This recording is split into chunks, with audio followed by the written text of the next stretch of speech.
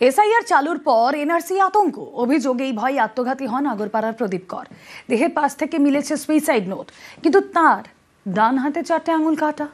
তাহলে লিখলেন কি করে? এই নিয়ে প্রশ্ন তুলছে যখন বিজেপি, তখন পাল্টা জবাব দিতে ছাড়ছে না তৃণমূলও।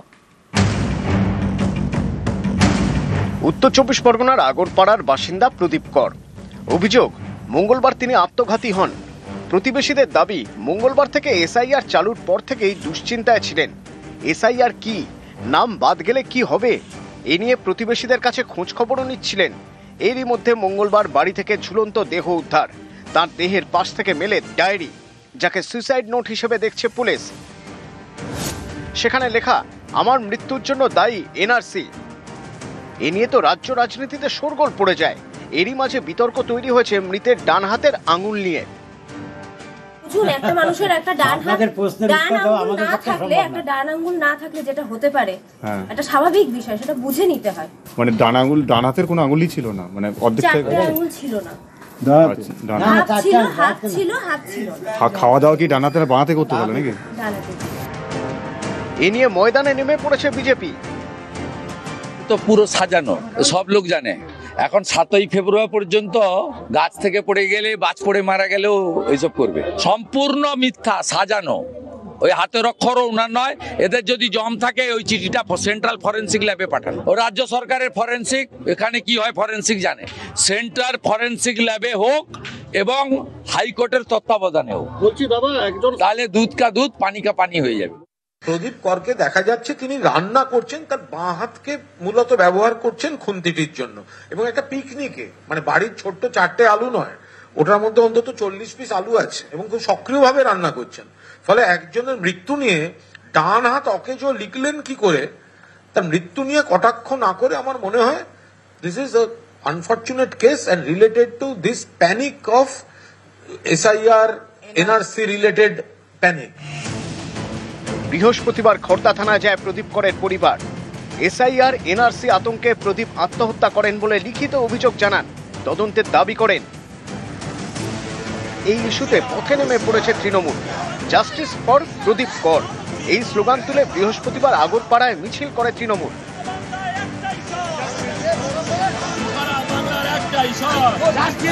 রাজ্যের নানা জায়গাতেই এদিন মিছিল করে তৃণমূল। পথে নামছে বিজেপিও। আগামী মঙ্গলবার পানিহাটিতে মিছিল করবেন বলে জানিয়েছেন শুভেন্দু অধিকারী। নিউজ 18 বাংলা। এসআইআর আতঙ্কে আত্মহত্যার চেষ্টা। কোচবিহারের বুড়িরহাটে বুধবার আত্মহত্যার চেষ্টা খৈরুল শেখের। মুখ্যমন্ত্রীর নির্দেশে আজ হাসপাতালে গিয়ে তার সঙ্গে দেখা করেন উত্তরবঙ্গ উন্নয়ন মন্ত্রী উদয়ন গুহ। গতকালই উদয়ন গুহকে বাড়ি যাওয়ার নির্দেশ দিয়েছিলেন মুখ্যমন্ত্রী। তো ভেন্টিলেশনে আছে, স্টেবল আছে, যা প্যারামিটার আছে, যা ছিল তার থেকে বেটার আছে। এই ধরনের ঘটনা, দুঃখজনক ঘটনা কিন্তু হচ্ছে, এবং আরও যে হবে না তার কোনো গ্যারান্টি নেই। দেখা যাচ্ছে যে বয়স্ক মানুষদের মধ্যে প্যানিকটা আরো বেশি সৃষ্টি হয়েছে। একজন প্রকৃত ভোটারের নাম বাদ দেওয়া যাবে না, এবং যদি কারো নাম বাদ দেওয়ার চেষ্টা হয় আমরা তার পাশে আছি। এলাকায় এলাকায় এখন থেকে মিটিং করে বলতে শুরু করব যে আপনাদের এই ভয় পাওয়ার কারণ নেই। উদয়ন, তুমি আছো? তুমি জানো তোমার দিনাটা একজন আজকে বিষ খেয়েছে এনআরসির বিরুদ্ধে, ওনার বাড়ি যাবে ফিরে গিয়ে। कोई डिवाइड एंड रूल नहीं चाहिए। हर इंसान का जो डेमोक्रेटिक राइट है, जो जेन्युइन वोटर है, सब जेन्युइन वोटर ठीक से रहे। এসআইআর আতঙ্কে আত্মহত্যা তোপ মমতার। এক্সপোস্টে বিজেপি ও কমিশনকে একযোগে নিশানা। স্বরাষ্ট্রমন্ত্রী কি দায় নেবেন, প্রশ্ন মমতা বন্দ্যোপাধ্যায়। আগরপাড়ার ইলামবাজারের মৃত্যুর প্রসঙ্গ, দিনহাটার আত্মহত্যার চেষ্টার ঘটনা নিয়েও সরব মমতা বন্দ্যোপাধ্যায়। মুখ্যমন্ত্রী লিখছেন, বিজেপির ভয়, বিভাজন এবং ঘৃণার রাজনীতির করুণ পরিণতি আমরা দেখছি। নির্বাচন কমিশন বাংলায় এসআইআর ঘোষণা করার 72 ঘন্টার মধ্যেই বিজেপির তরফে যা ঘটনা হচ্ছে তাতে একের পর এক দুর্ঘটনা ঘটেছে, যা সহজেই এড়ানো যেত। পরিবার পরিজন নিয়ে নিজেদেরই ভিটে থেকে উচ্ছেদ করা হতে পারে, এই ভয়ে পশ্চিম মেদিনীপুরের কোতোয়ালির 95 বছরের ক্ষিতীশ মজুমদার জীবন শেষ করে দিলেন, যিনি তার মেয়ের সঙ্গে বীরভূমের ইলামবাজারে থাকতেন। এই রাজনৈতিকভাবে প্ররোচিত মর্মান্তিক ঘটনার জবাব কে দেবে? স্বরাষ্ট্রমন্ত্রী কি দায়িত্ব নেবেন? বিজেপি এবং তার সহযোগীরা, যাদের তত্ত্বাবধানে ভয়ের মনোভাব ছড়িয়ে পড়েছে, তারা কি সাহস করে কথা বলতে পারবেন? আমরা একজন বৈধ নাগরিককেও বহিরাগত হিসেবে চিহ্নিত করতে দেব না। জনগণের অধিকার রক্ষার জন্য এবং বিজেপি তার সহযোগীদের আমাদের দেশের সামাজিক কাঠামো ছিন্ন ভিন্ন করার ঘৃণ্য এজেন্ডার বিরুদ্ধে আমাদের শেষ রক্তবিন্দু পর্যন্ত লড়াই করব।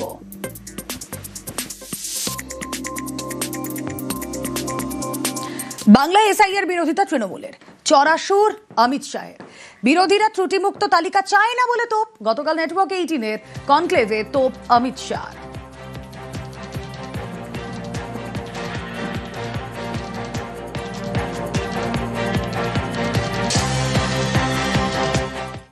कितने सारे लोगों की मृत्यु होती है, कितने सारे नए मतदाता आते हैं, कितने सारे लोगों के एड्रेस बदलते हैं, ढेर सारे घुसपैठिए घुसे।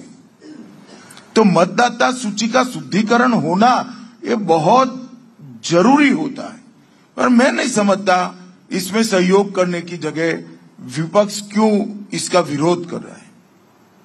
उनको दूषित मतदाता सूची ही चाहिए जिसके आधार पर वो असली जनादेश को छिपा सके, इसलिए वो इसका विरोध करते हैं। वरना सबने सहयोग करना चाहिए। हर बूथ में हर पार्टी को अपना एजेंट बनाने की छुट्टी दी है चुनाव आयोग ने। हर स्तर पर सुनवाई की प्रोविजन रखा है। सुप्रीम कोर्ट तक गए, सुप्रीम कोर्ट ने भी इसको अप्रूव करा। अब क्या आपत्ति है, मैं तो समझ नहीं सकता। केवल घुसपैठियों को बचाने के लिए विशेषकर बंगाल और बंगाल की मुख्यमंत्री एसआईआर का विरोध कर रही है। भारतीय जनता पार्टी एसआईआर की एक्सरसाइज के साथ, एनडीए एसआईआर की एक्सरसाइज के साथ एक मुश्त होकर चुनाव आयोग के समर्थन में। এসআইআর নিয়ে বাগযুদ্ধে বিজেপি তৃণমূল। কোথাও এসআইআর নিয়ে বিরোধিতা নেই, একমাত্র এ রাজ্যে বিরোধিতা তৃণমূলের। তৃণমূলকে নিশানা শুভেন্দু অধিকারী। ভারত মায়ানমার সীমান্ত দিয়ে রোহিঙ্গা অনুপ্রবেশ, ভুয়ো ভোটার বাদ দিতে কেন ত্রিপুরা মেঘালয় এসআইআর নয়, প্রশ্ন তুলে কমিশন বিজেপিকে নিশানা কুণাল ঘোষেরও। 12টা রাজ্যে এবং কেন্দ্রশাসিত অঞ্চলে হচ্ছে, কারো চুলকাচ্ছে না। এটা তো নতুন নয়, 2002 সালে তো এসআইআর হয়েছে, 26 লক্ষ ভোটার বাদ গেছে। তা মৃত ভোটার, ভুয়া ভোটার বাংলাদেশের মুসলমান পশ্চিমবঙ্গে থাকবে কেন?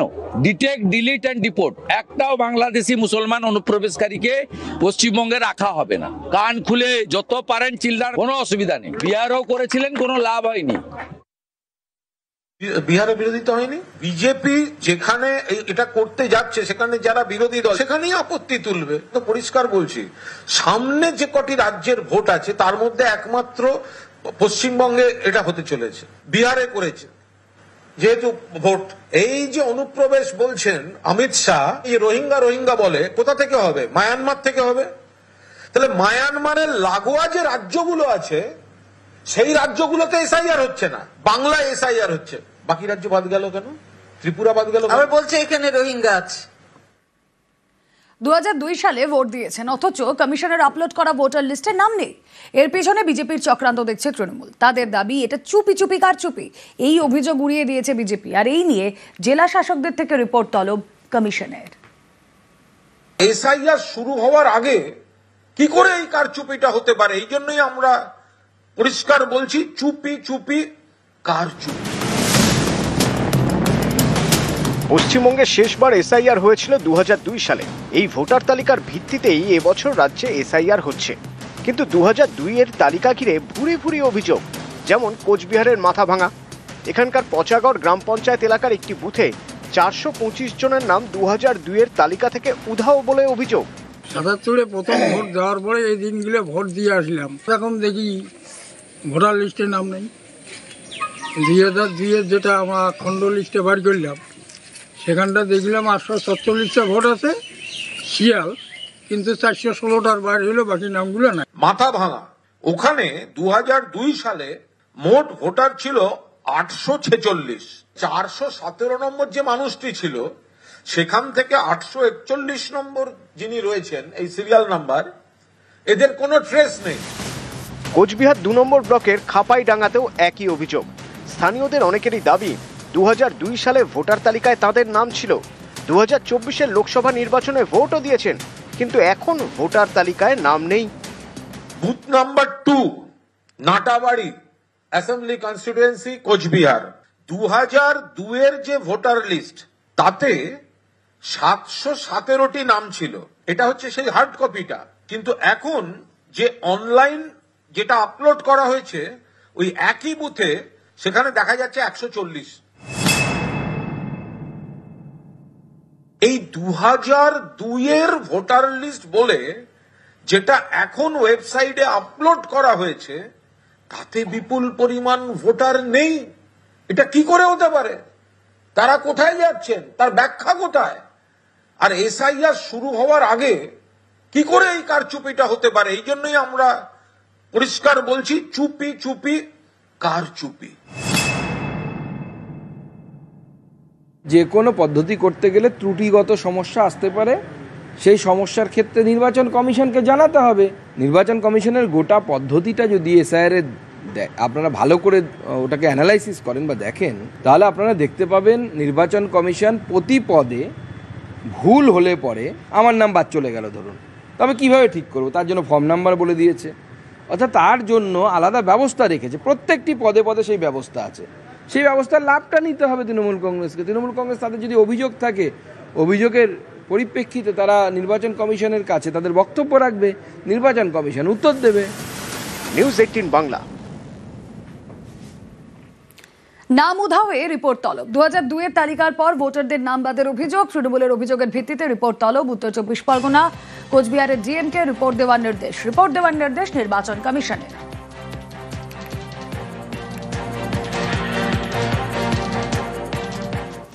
আর এদিকে দেখুন, 2002-এর তালিকায় নেই বিএলওর নাম, তালিকায় নেই বিএলওর বাবা মায়ের নামও। রাজারহাটের জ্যাংরা পঞ্চায়েতের ঘটনায় তরজা। বিএলও বাদল চন্দ্র হালদার পেশায় সহকারী শিক্ষক, স্বেচ্ছায় বিএলও হননি বলে দাবি বাদল চন্দ্র হালদারের। বিএলওর নাম না থাকায় রাজনৈতিক তরজা শুরু। বিএলও আমরা তো ইচ্ছা করে হয়নি, প্রশাসন আমাদেরকে বিএলও করেছে। 2002 সালে তখন আমরা আত্মীয় বাড়িতে থাকতাম, তখন পাইনি, নাম ওঠেনি। এখানে তো আমার কোনো দোষ।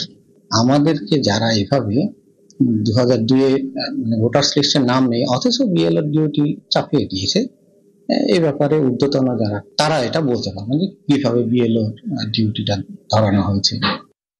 নির্বাচন কমিশনার তো এটা ডিউটি যে কার ভোটের লিস্টে নাম আছে না আছে না দেখে তাকে একটা বিএলও বানালো। তা সে বিএলওর নিজেরই নাম নেই, তার বাবারও নাম নেই, তাহলে সে মানুষকে কি করে পরিষেবা দেবে? কমিশনকে নিশ্চয়ই আরো সতর্ক হওয়া উচিত। কাটোয়ার বুথে 59 ভুতুরে ভোটার, 258 নম্বর বুথে ভোটার তালিকায় ভূত। 1125 জনের ভোটার লিস্টে মৃত 59, কেউ 5 বছর আগে, কেউ 12 বছর আগে মৃত। ভুতুরে ভোটার তালিকা কমিশনে জমা বিজেপি। কাটোয়া বিধানসভার এই 258 নম্বর বুথে প্রায় 59 জন মৃত ভোটার, কেউ 8 বছর, কেউ 10 বছর আগে মারা গেছে। কিন্তু মারা যাওয়ার পরও তারা পৃথিবী থেকে মুক্তি মিললেও নির্বাচন কমিশনের খাতা থেকে তাদের মুক্তি মেলেনি। ইতিমধ্যেই আমরা সেই ভোটারের তালিকার লিস্ট একটা করেছি 59 জনের। নির্বাচন কমিশন যাতে তাদের এই ভোটার লিস্ট থেকে বাদ দেয় তার জন্য আমরা ইলেকশন কমিশনকে অভিযোগ করেছি। তৃণমূল কিছু আধিকারিককে দিয়ে এই কাজগুলো করিয়ে দীর্ঘদিন ক্ষমতায় থাকার একটা চেষ্টা তৃণমূল চালিয়ে যাচ্ছে। কোনো মৃত ব্যক্তির ভোট দেওয়া হয় না। মৃত ব্যক্তি কীভাবে ভোট দিতে আসবে? কেন্দ্র বাহিনী দিয়ে ভোট হয়, সামনে প্রিজাইডিং অফিসার থাকেন, সব পার্টির সেখানে এজেন্ট বসে থাকে। তাই এজেন্ট যদি সামনে বসে দেখে একটা মৃত ব্যক্তি ভোট দিতে এসেছে, তখন তো তাকে বলবে যে এটা মৃত ব্যক্তির ভোট দিতে এসেছে, তখন সঙ্গে সঙ্গেই তো প্রিজাইডিং অফিসার তাকে স্টপ করিয়ে দেবে। তাহলে মৃত ব্যক্তির ভোট কীভাবে তৃণমূল দিয়ে নেয়? এটা সম্পূর্ণ মিথ্যা অভিযোগ। মেয়ে হয়, মারা গেছেন তো আর 10 বছর 12 বছর হলো। তালিকায় নাম আছে দেখছি, তার নাম আছে, আমি কি বলবো সেটা? নাম হয়তো কাতে নেই হয়তো। আমার ভাই বিগত 8 বছর 2 মাস হলো মারা গেছে, ইংরাজির 2011 সাল 12ই সেপ্টেম্বর। এখনও দেখুন এই ভোটার লিস্টে ওর নাম আছে, শান্তনু বন্দ্যোপাধ্যায়। নির্বাচন কমিশনরা কি কাজ করছেন জানি না, ভাই মরেও শান্তি নেই, এখনও কিন্তু জীবিত রেখে দিয়েছে। এবার আমাদের বাড়িতে নাম কাটানোর জন্য কোনো ব্যক্তি আসেনি, আর আমরা অফিসিয়ালি কোনো যোগাযোগ করিনি। ভোট কে দিচ্ছে সেটা আমি বলতে পারবো না, হয়তো কেউ ভুতুরে ভোট দিয়ে চলে যাচ্ছে হয়তো। ভারতীয় বাবার 3 বাংলাদেশি ছেলে, হিঙ্গলগঞ্জে চাঞ্চল্যকর অভিযোগ। মুর্শিদাবাদ এবং কোচবিহারে বেআইনিভাবে ভারতে ঢোকার অভিযোগ, গ্রেপ্তার বেশ কয়েকজন।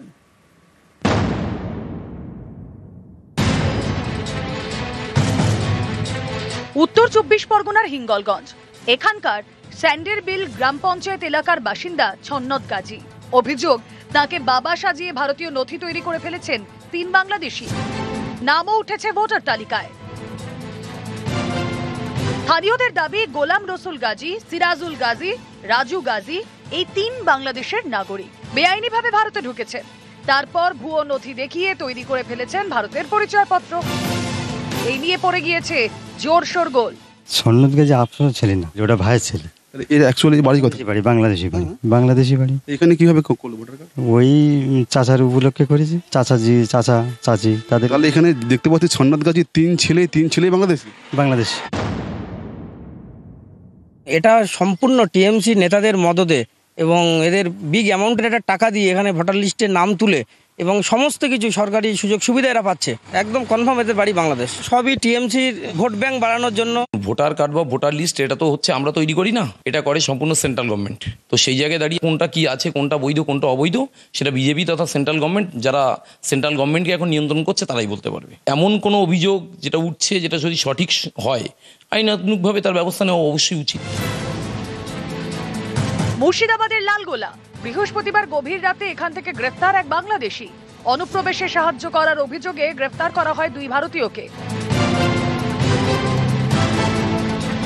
কোচবিহারের হলদিবাড়ি থেকেও গ্রেফতার বাংলাদেশি। নাম নিলয় মণ্ডল, বাড়ি বাংলাদেশের রংপুরে। তার সঙ্গে গ্রেফতার করা হয়েছে এক ভারতীয় মহিলাকেও। তার বাড়ি দক্ষিণ 24 পরগনার কুলতলিতে। বাংলাদেশি যুবকের দাবি, ওই মহিলা তার স্ত্রী। নিউজ 18 বাংলা। দুর্গাপুরের ডাক্তারি পড়ুয়ার বন্ধু ও ধর্ষক, 20 দিনে চার্জশিট দিল পুলিশ। সেখানে ছাত্রীর বন্ধুর বিরুদ্ধে ধর্ষণের মামলা। 3 জনের বিরুদ্ধে গণধর্ষণের মামলা। ধৃত আরো 2 জনের নামও রয়েছে এই চার্জশিটে।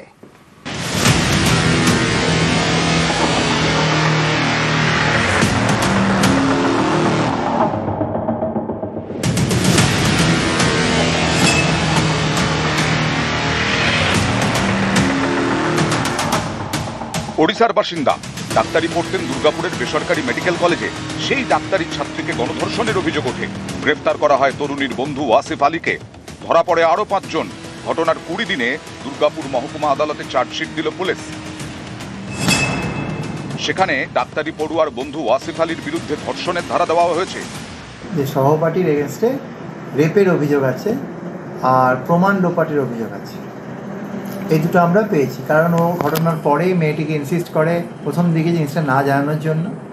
পরবর্তীকালে মেয়েটি সব জানায়, ম্যাজিস্ট্রেটকে সব বলে, এবং তার থেকে আমরা যা পেয়েছি তার উপরে আজকে চার্জশিট ফাইল হয়েছে।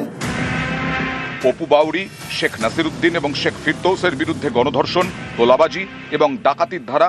শেখ রিয়াজউদ্দিন এবং সাফিক শেখের বিরুদ্ধে শ্লীলতাহানি, ডাকাতি ও ছিনতাইয়ের ধারা দেওয়া হয়েছে। তদন্ত করে পুলিশ মনে করছে তরুণীকে জঙ্গলে নিয়ে যায় তার সহপাঠী, সেখানেই ধর্ষণ করে বলে অভিযোগ। এও অভিযোগ, তখন এলাকায় 3 যুবক তাদের দেখতে পায়, টাকা চায়। সেই টাকা আনতে যায় তরুণীর সহপাঠী। অভিযোগ, সেই সুযোগেই তরুণীকে ধর্ষণ করে 3 জন। তাই তরুণীর সহপাঠী ওয়াসিফ আলীর বিরুদ্ধে ধর্ষণের ধারা দেওয়া হয়েছে। অন্য 3 জনের বিরুদ্ধে গণধর্ষণের। ওর বন্ধুটি ওকে নিয়ে গেছিল ওই জঙ্গলের দিকে। তারপর সাবসিকুয়েন্টলি 3টে ছেলে ওদেরকে বাইকে ফলো করে। তারা এসে ওর সঙ্গে খারাপ ব্যবহার করে, ওই যেটা আপনারা জানেন অফেন্সে। তারপর পরবর্তীকালে বাকি 2 জন এসে এক্সটর্শন করে, ভয় দেখায়, মোবাইলটা নিয়ে চলে যায়। দুর্গাপুরে বেসরকারি মেডিকেল কলেজের কাছেই জঙ্গল। অভিযোগ ওঠে, গত 10ই অক্টোবর সেখানেই ডাক্তারি ছাত্রীকে গণধর্ষণ করা হয়। একে একে 6 জনকে গ্রেফতার করে পুলিশ। এই মামলায় 20 দিনে চার্জশিট দিল পুলিশ। দুর্গাপুর থেকে অর্পণ চক্রবর্তী, নিউজ 18 বাংলা।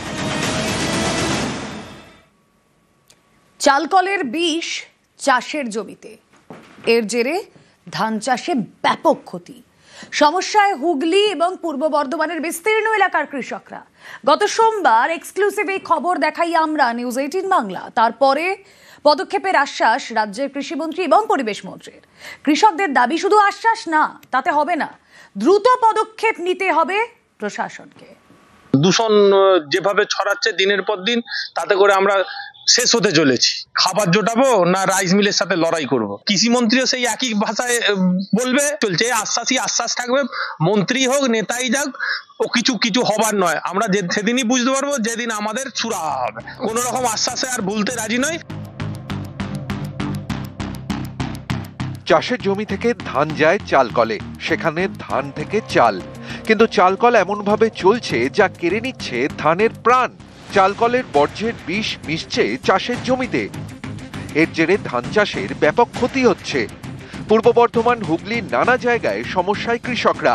গত সোমবার এক্সক্লুসিভ এই খবর দেখানো হয় নিউজ 18 বাংলায়। আমাদের এখানে একাধিক মিল থাকার জন্য আমাদের পরিবেশ দূষণ হচ্ছে। মিলের যে ধুলো বালি ছাই আছে সেগুলো আমাদের বাড়িতে এসে পড়ছে, খাবারে পড়ছে, আমরা ঘুমালে বিছানায় পড়ছে। হাইকোর্টের অর্ডারেই বলেছিল পুকুর কাটতে হবে, বয়লার চেঞ্জ করতে হবে, ইটিভি চেঞ্জ করতে হবে, কিন্তু এরা একটা নিয়মও পালন করেনি, উপরন্তু হুমকি দেন। নিউজ 18 বাংলায় এই খবর দেখানোর পরই পদক্ষেপ করার আশ্বাস রাজ্যের কৃষিমন্ত্রীর। এই ধরনের কোনো আমার থাকে না, আমার ধান উৎপাদন পর্যন্ত আমার থাকে। খাদ্য দপ্তরকেও জানাবো আর আমি পরিবেশ দপ্তরকেও জানাবো, দুজনকেই জানাবো যে অবিলম্বে হস্তক্ষেপ করার জন্য। নিয়ম মেনে চলছে না একাধিক চালকল, চালকলের দূষণে নষ্ট হচ্ছে চাষের জমি। এ নিয়ে পরিবেশ মন্ত্রী চন্দ্রিমা ভট্টাচার্যের বক্তব্য, অভিযোগ যখন আসছে তখন ব্যবস্থা নেওয়া হবে। দূষণ নিয়ন্ত্রণ পর্ষদকে বলেছি বিষয়টি দেখতে, পরিবেশ দপ্তরও খতিয়ে দেখে ব্যবস্থা নেবে। কৃষকদের একাংশের অভিযোগ, দূষণ নিয়ন্ত্রণ বিধিকে বুড়ো আঙুল দেখিয়েই চলছে একের পর এক রাইস মিল। হাইকোর্টের নির্দেশও তারা মানছে না। প্রতিদিন এইসব রাইস মিলে সালফার এবং নাইট্রোজেন মিশ্রিত বিষাক্ত জল মিশছে চাষের জমিতে। বিষাক্ত জলে কালো হয়ে যাচ্ছে চাষের জমি, রাসায়নিক মিশ্রিত জল ঢুকছে মাটির গভীরেও। এর জেরে ভূগর্ভস্থ জলও বিষাক্ত হয়ে যাচ্ছে বলে আশঙ্কা। এখানেই শেষ নয়, চালকলের বিষাক্ত হাস্ক অ্যাশ উড়িয়ে দেওয়া হচ্ছে বাতাসে, যা জমছে গাছের পাতায়। এতেও চাষের ক্ষতি, স্বাস্থ্যের ক্ষতি। এই ঘটনা 1 মাস 2 মাসের নয়, বছরের পর বছর ধরে চলছে বলে অভিযোগ। এই পরিস্থিতিতে শুধু আশ্বাস নয়, দ্রুত পদক্ষেপ চাইছেন কৃষকরা। দূষণ যেভাবে ছড়াচ্ছে দিনের পর দিন, তাতে করে আমরা শেষ হতে চলেছি। খাবার জোটাবো না রাইস মিলের সাথে লড়াই করব। কৃষিমন্ত্রীও সেই একই ভাষায় বলবে, চলছে আশ্বাসই আশ্বাস থাকবে, মন্ত্রী হোক নেতাই যাক, ও কিছু হবার নয়। কোনো রকম আশ্বাসে আর ভুলতে রাজি নয়। নিউজ 18 বাংলা।